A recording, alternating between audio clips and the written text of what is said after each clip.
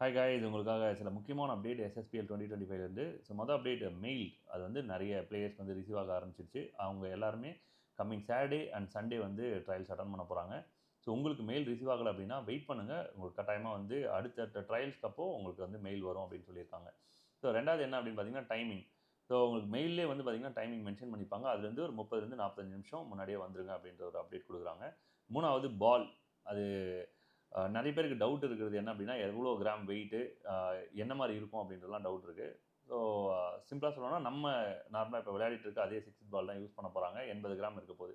So அடுத்தது வந்து bad வந்து பார்த்திங்கன்னா ஸ்ரீலங்கன் பேட் வந்து நாட் அலவுடு அப்படின்னு சொல்லியிருக்காங்க.